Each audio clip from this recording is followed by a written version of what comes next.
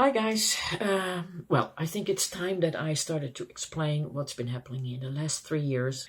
I've been getting these comments like, where have you been? Where are you? Why aren't you on more often? What's happening? And why aren't you making any new videos? I'm going to explain it all to you right now. Okay? I'm going to explain it from 3 years ago. I'm going to go all the way to where I am today and what's happening. Okay? So I need you to just kind of pause me. I'll wait. And get yourself a cup of coffee. If you don't have time to listen to me, it's going to be a long one. It's 3 years that I need to cover. So for future reference, if people ask me anything, I'm just going to send them over to this video. Okay, so this is what happened 3 years ago. I lost my passion for beading. And I don't understand this. Because one day I have a gazillion things that I want to design. Yeah. And the next day, my head is empty. There's nothing there anymore. I always say my muse. And I had some muses. I had some really good muses. I had some 60 muses. I had some Art Deco muses, you know, and I was always happy if my Art Deco muse came back because I loved the Art Deco myself the most. And everybody left. It was empty. It was empty in my head. It was empty in my room. And, you know, you can actually feel the presence of angels in your room when you're making something that is gorgeous and beautiful. And that comes from, but I think, because I am a Christian, that comes from above. I don't think that any inspiration on this world comes from myself. I don't think anything in my head that comes out of my hands comes from me. I all think it's given to me from above as a Christian. Now, I am a Christian. You know, I am a Christian. Most of you know at least that I'm a Christian. And I'm not saying I'm a very good Christian because patience isn't my strong suit. And I tend to have a little bit of a temper being half Italian. Thank you, Lord. But I am nevertheless a Christian. And I was losing my passion for beading, and I don't know where it came from. But I understand now when I look back that if God wants you to do something different, He's just going to take away what you love the most. Okay, I need to take this away from you, because if I don't take this away from you, you're not going to put your 100% into the other thing that I have planned out for you. So see of it as He's going to slam a door close in your face. He says, now go through that door over there. I want you to go through that door. This door is closed. Come on, other door. Will you open it ever again? Only God knows. But so this is what happened 3 years ago. Okay, there was this intern at work. Now I got to use some Dutch words because I don't know how to say these words in English. I don't even know if the English words exist for them. But there were interns at work, and they have to learn the job. Now they have to get a diploma. So they're a year with us. They get their diplomas, and they either stay with us or they move somewhere else. One of the interns 3 years ago said, I don't have a praktijkopleider, which means I don't have somebody to guide me through this, okay? Nobody's teaching me the job here. Nobody's helping me with my studies. Nobody's helping me with anything. But I need this book signed off, because if I don't get this book signed off, then I can't do exams, okay? So I went to my person in charge, my team leader, as we call it, and I asked, can I do that education? She said, yeah, go on, hurry up. And then I came back and I signed off the book for her. So that makes it official that I can do that. Then I have to explain that there are 6 exams for her to do. The first 5 are easy. You just kind of brainstorm on them and do the exam. The 6th one is a little bit more different, because you have to do praktijk, which means you have to show that you understand what you've been learning. Which means you're going to get into the last exam, which is sort of a role play with actors, and then you have to pass. Okay, so just think about this. I work in the security branch, and I work at an asylum seeker center. So when somebody comes up to me and holds a can of coffee and they want to throw that at me, pour hot coffee on me, I need to know what my response will be for that and how to handle that. Okay. So this is basically what they learn in that 6th exam is exactly about that. Okay, I lost my pass. I'm going to you that I lost my pass, and then it's my job to block it. Okay, and ask him, like, where did you lose your job? What's your name? What's your telephone number? Where do you work? I'm going to block your pass. Where did you last see your pass? Where did you last use your pass? They need to know all these things, right? So that's the last exam. But it's hard to learn all these things if you don't practice them, right? So my intern at that flunked the last exam. The second time she passed, but the first time she flunked. In that meantime, I didn't know anything about these exams because I didn't have to do them. My diploma is from 1991, so I didn't have to do all that stuff. I bumped into one of the interns there. He's a very nice guy. Went through a very hard time during the COVID period, and something happened in his brain. I think he got a little bit of a brain aneurysm, a small one. Which left him with having a hard time with his memory. Okay, so he had 2 counselors already, so 2 praktijkopleiders, and they just, they gave up on him. They didn't know what to do with him anymore. The things went in here and went out there. He didn't understand. They thought he was just confused, but I found out later on he had this little brain aneurysm that kind of shortcutted everything. For him, so the long-term memory works, but the short-term memory is a problem.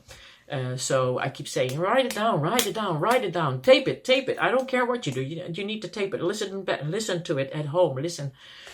And then that way he started to bring a little recorder, and he would actually listen when I told him, like, okay, when we do this, we have to do that, and blah, and blah, and blah, and blah.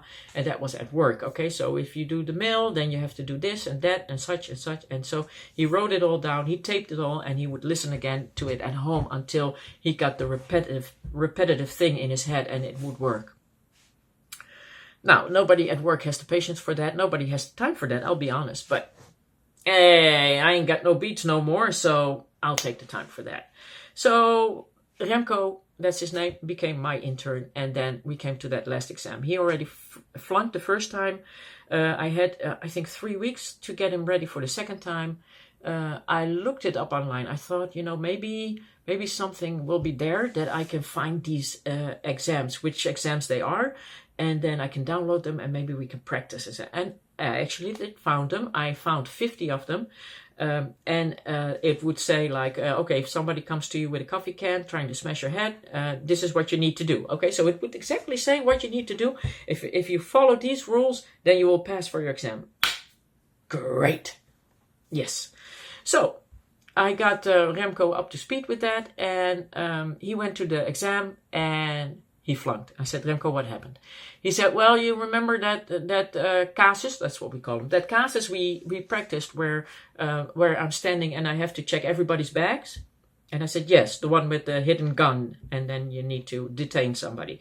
And he said, yeah, well, there wasn't a gun in there, there was pepper spray in there. I said, Remco, in the Netherlands, is pepper spray a forbidden weapon? Yes. Is a gun a forbidden weapon? Yes. Then why did you flunk? And he went like, oh, okay. Well, you get 3 of those cases. The first 2 he passed, and the third time he flunked. And it wasn't necessary. And he admitted it wasn't necessary. I said, next time. Okay, so we kept practicing for another 3 weeks, and then he went to exams. And they never go alone. There's like 4 or 5 people, or maybe 10 people max, that go to their exams. And Remco, that second time, was with with 6 people, and then when he came down the stairs, he was the only one that passed the exams. So he was very, very happy. And the thing is, the rate of people passing that last exam, that role play exam, is very, very low. It's like maybe 45% passes it. Okay, the first time. And then Remco started to talk to another intern, and that other intern came to me and he said, Jana, can we do those role plays too? Because I would like to pass the first time. And I said, sure, no problem. And this is the last 3 years that, of course, has been scattered around. I have 9 interns in the last 2.5 years that passed their exam in the first time. My 10th intern, that's my own intern, by the way, who did all the exams, flunked. And he even admits he was a stupid idiot for flunking but that's okay.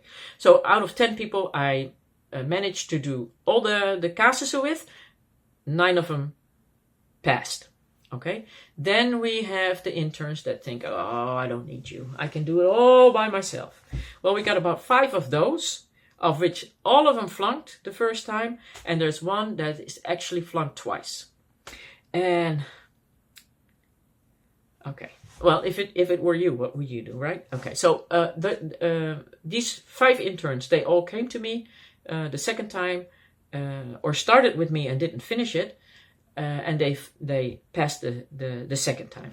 Okay, so I would still be giving them a quick brush up, like, okay, if you bump into this, but it wasn't as hard as with Remco, because Remco had a hard time remembering things. But these kids, if I gave them all the info, blah blah blah blah blah blah, blah, and I would just text them, I said, you're gonna go be spammed right now. I'm gonna give you all the text, all the things you can run into, because I found out that the examiners at the SVPB, that's what it's called, they do have their favorite cases. Okay, so they like to take the woman that has the badge that she's wearing in her boot, and you have to ask for the badge, and you have to tell her that she needs to wear it on her shirt. That's one of their favorite cases. So I could give that with the people that flunked the first time. So there's several of those. And then it came time, that was about 3 months ago. It came time. There was one spot for team leader, and I wanted to get that spot. I wanted to really, really become the team leader of the interns, okay? And I've been working with them for about 3 years now. I basically did everything already for them. I am the point where they come to. If somebody else doesn't know, they send them. If some of the other counselors don't know it, or the educators don't know it, they send them to me. I was already doing the job of what the team leader should be doing. The only thing I wasn't doing was having the talks with them at the end of the year, or ordering their clothes and all that kind of stuff. But everything else I was doing. So I went up for the job application, and I didn't get it, which is, okay, well, it can happen. There are more people that went up for that job. So you just have to wait until it's time. Then, about 4 weeks ago, there were 5 new team leader jobs available. So 4 of them went in. I was doing other things, and I thought, okay, well, there's still one left, so let me go in. And I went in, and I didn't get that either. They quickly put somebody else in charge, and I didn't get that either. And I just want to be team leader of these interns, not of anybody else, only of the interns, because I think they need their own team leader. No, I know they need their own team leader. And they wouldn't do it. So what they did was they put another team leader in charge of them, somebody who doesn't give a shit about them. And he never, he's been there doing team leading for a year, and he never even bothered as much as have a conversation with any of the interns. But he put him in charge, and then what he wanted to offer me was me asking, being in between him and the interns. So I'm still doing that job that I've been doing for 3 years. Only now I need to run it by him. Well, I had myself a hard laugh there. And I said, okay, you know what? If you don't want to give me this job, I am finished now. I put 3 years of my hard-earned work in that, and if it's not going to pay off, then I'm just going to stop it. This is not going anywhere. So I just accepted a new intern. I said, you can take him back, give him to somebody else.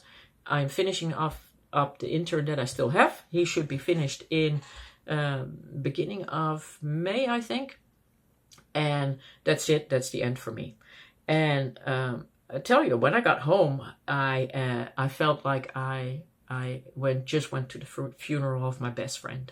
I was devastated, even though I walked away from that meeting myself.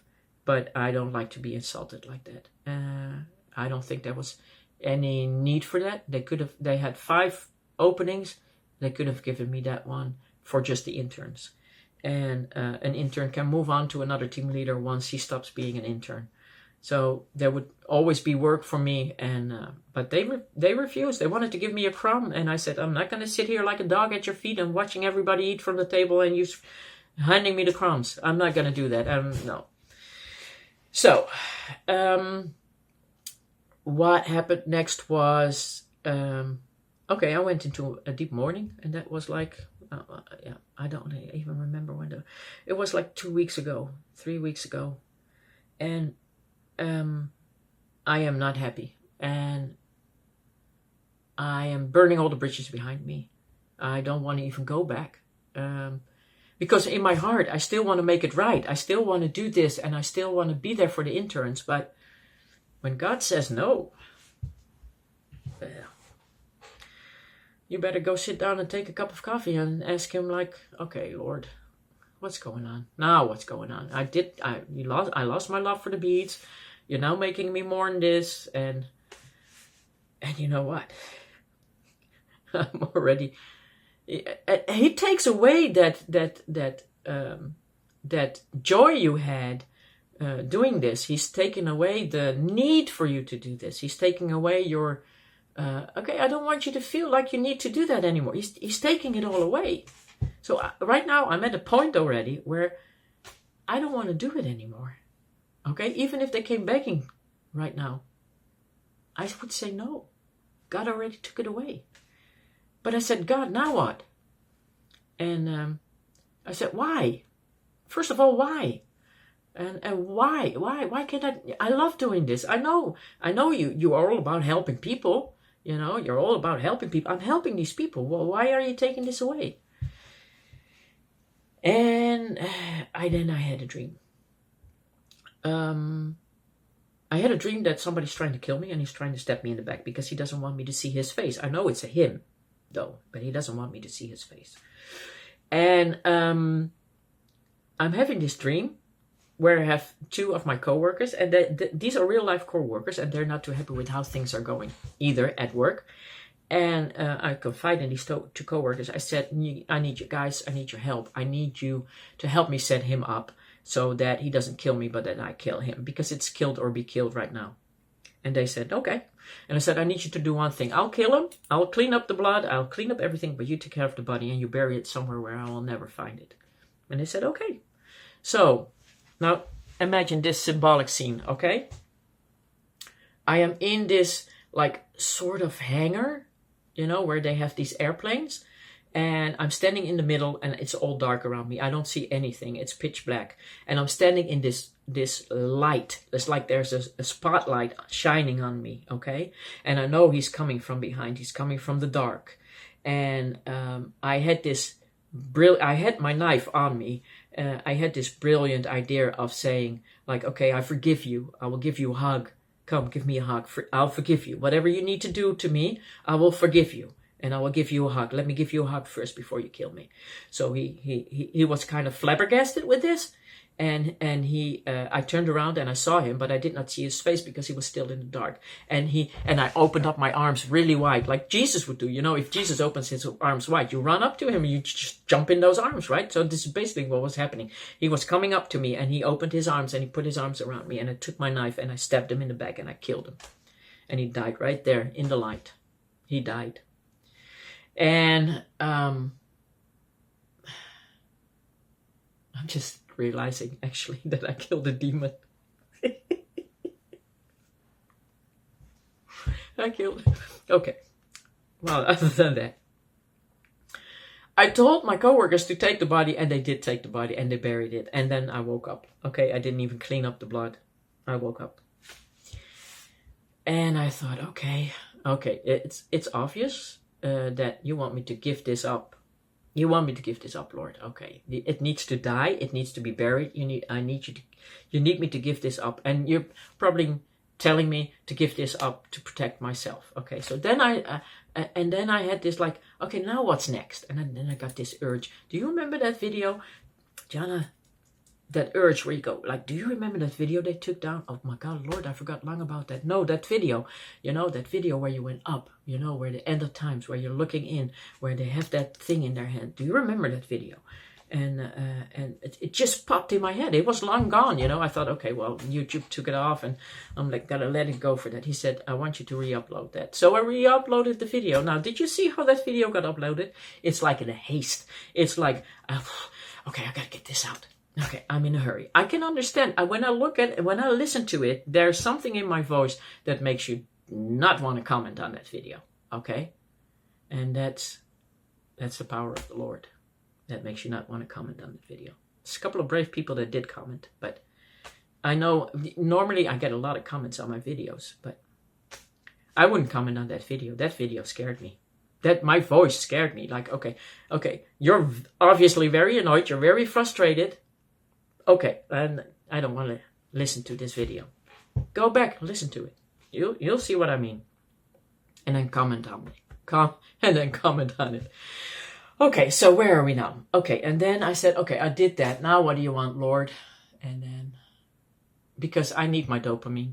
You know, because it makes you happy when you do something for somebody else. It makes you happy when you make the videos and the people tell you, like, okay, I made this and it was loved and I'm going to make this for my mom and my mom wants one. So you get a ripple effect where people are making this for other people or teaching other people, and you get this ripple effect of joy when you're doing beads. I need that ripple effect. I need the effect where it gives me joy when somebody said, I passed in the first time. I need the ripple effect where they say, go to Jana because you'll pass in the first time. Go on. Don't be so stubborn. Do it. You know, I need that ripple effect. So the Lord told me to go back on YouTube. And I need to do my research. Okay, so I went onto YouTube and I just started to look at my feed. Okay, and I got all these kinds of, you know, when you go into your YouTube, when you log in, you get all these videos, right? And I got all these Christian videos, and I thought, like, why? Is that YouTube listening to me? Is that my phone listening to me pray and then picking that up and then putting that in and coming back in YouTube? I have no idea. But anyways. I started to get all these little videos where I saw children running up the stairs to see Jesus, and they would jump into his arms, and I looked at the amount of viewers, and there's like millions of views on there, and I started to look at more of those Christian views, and then the Lord said, AI. Okay, so these are made with AI. Okay, start looking it up. Look, do your research. Okay. So I started doing my research, and it winded up in starting a new channel, and it's called Unheard Bible Tales. Okay, and what I'm working on is telling some stories from the Bible. That's where it started. Telling some little tiny stories from the Bible, just maybe 5 minutes. That you don't hear that much. You're like, oh, is that in the Bible too? Oh, I didn't know that. Oh, where is that? Oh, Matthew 40. Okay, then I will check that out. And or I want to read the whole story.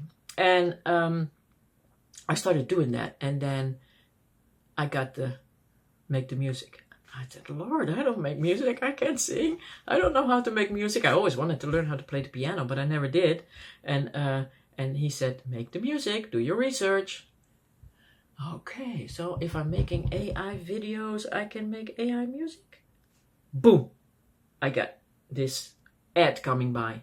Making AI music.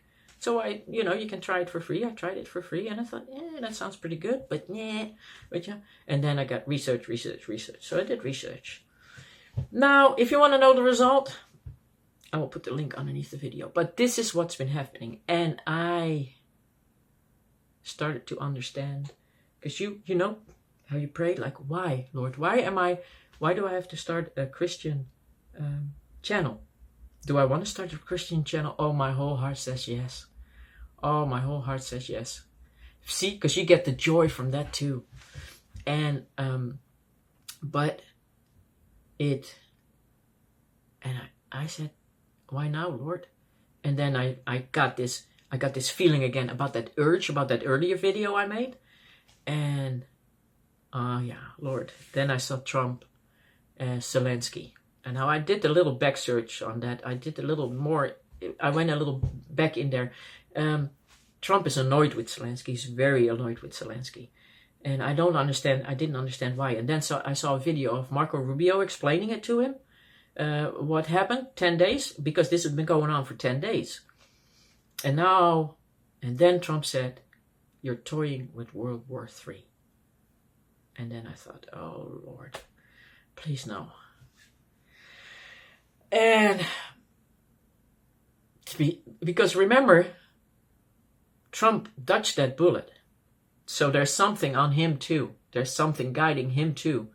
I feel that very strongly. Whether you agree with Trump or not, whether you're a liberal or a Christian or a Republican, it doesn't matter. There is something on Trump. And when he says you're toying with World War III, my ears go like this, like a dog. What? What's going on? And then what happened next? You see all these people in Europe? They all came together to stand behind Zelensky. That was prophetic. That what Trump there said was prophetic. And it came even closer when all the European leaders joined together. And I hope to God that the only safe place will be America, because you're going to get some refugees. No, I'm not coming over. I'm going to fight for my country. If they want to kill me right there in front of my doorstep, they will have to do that. Anyways, I started a Christian channel because I think that that's what the Lord wants me to do. No, I don't think. I know that's what he wants me to do. And I got the feeling of this big hug that made me smile. Like I think, like, Jesus is hugging me. And then I got, put up the hugs. Put up the hugs. Okay. So I haven't put up the hugs yet. But here's the idea. When I hope for change, he said, be still my child, I'm working in your angel. And if you want more of this, you have to come to the Bible channel, because I got some videos left here for the beading, and they will be up, because the Lord says finish up what you need to finish up. You don't need to clean up, sweep. When it's finished, it's finished. So there's still some videos that are going to go up, and they're going to go on a monthly basis. So you still can enjoy some new videos, but after that, it's finished. Jesus is also closing the door to my channel.